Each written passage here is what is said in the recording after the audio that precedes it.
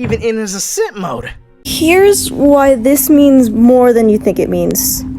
AKA, Leaf overanalyzes her favorite character in preparation for episode 22 of Smash King. Side note, this analysis contains obvious spoilers for Smash King. There's your warning. In episode 21 of Smash King R&R, Link gets absolutely bodied by Ridley and is left literally bleeding out on the floor. Aside from Ridley telling him that his hit did around 200% of damage, we don't know the exact numbers. So let me put it into my perspective. Again, this is personal analysis and definitely not fact. Don't take my analysis as gospel. Let's start by showing the numbers for Link's biggest fight since Ridley.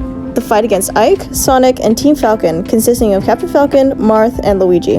Originally, Link faces off against Ike, with Ike not doing too much damage until Link goes into his ascent mode. This will be important later. Even then, Ike doesn't do too much, as Link is still raring to go after they leave negative space. So let's say Ike does around 45% of damage before leaving. This leaves Sonic and Team Falcon to fight him, 4 versus 1. While Link does take some suitable hits, he's still energetic and fighting back, even causing Marth to start bleeding. This is around the time Sonic goes into hypersonic mode. Let's estimate the damage he takes here. With those big hits, and with some observational guesses, let's say Link takes another 100% of damage. Suitable hits, but nothing too terribly dangerous. This is when he starts to take some bigger hits. Hypersonic is much faster than Dark Link, and once Sonic and Link are both knocked out of their ascent modes, we're probably looking at another 75% to 90% of damage. We'll pause here for a sec. Link is knocked out of his ascent mode after all of this. He takes on a total of 5 fighters before becoming exhausted and running out of juice for Dark Link. It took a total of 5 fighters doing around 235% of damage to even get him to calm down, plus having Link do a final smash in his ascent mode. Remember, Ridley knocked him out of his ascent mode in 1 hit, and furthermore immobilizing him and causing bleeding, from what we can infer anyways. Back to the fight. Link continues to attack the team and Sonic before Captain Falcon's final blow, going so far as to even cause bleeding in the rest of them. The most notable damage is given to Marth, who has his sword shattered and is utterly exhausted by this point. Now we get to Falcon's hit.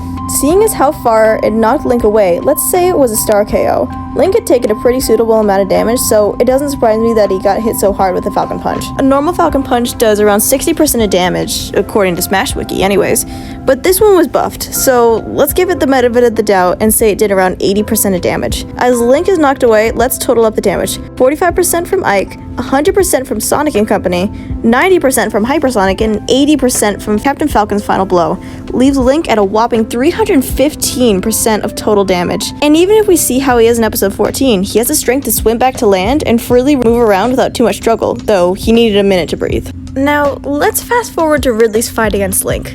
Link had started off in the arena in Saffron City and wasn't even touched by the other Pokemon competitors. Until Liz, anyways. Seeing as how Link gets frustrated with her, I'm gonna assume she did a decent amount of damage. Let's say it was around 75%. After this, Ridley comes between them and starts to fight Link instead of Liz. To try and get the upper hand and possibly show off, Link activates his Dark Link mode. Even with this advantage though, Link gets thrown around the stage pretty often. It took his Dark Link final smash, the same one he used on Marth that caused him to bleed, to immobilize Ridley completely. Even then, as Link goes for the final blow to defeat Ridley,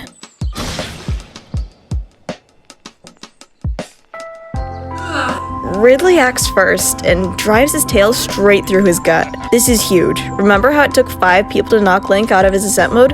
This one hit takes Dark Link down. During the Team Falcon fight, Link was able to catch his breath after a moment. This time, however, he's not only breathless, he falls to the ground, visibly shaking as Ridley stands over him. Ridley continues to confirm his worst fears by saying that he was given the ability to make trophies bleed, just as Link can, and that his hit did around 150 to 200% of damage. This is a lot of damage, more than half of what Team Falcon, Sonic, and Ike did all together. Considering the damage he had taken previously from both Ridley and Liz, and adding the fact that he's currently bleeding out, I'm gonna assume his total damage immediately after getting impaled is around 350%. And let's say he's taking some extra constant damage because of the bleeding. If he's taking 0.5% of damage every second he's bleeding out, then his total damage could very well be 400% and climbing. If Ridley and Ridley alone can do this much damage to a well-known fighter that can take on multiple opponents at once, then I'm nervous to see what the future holds.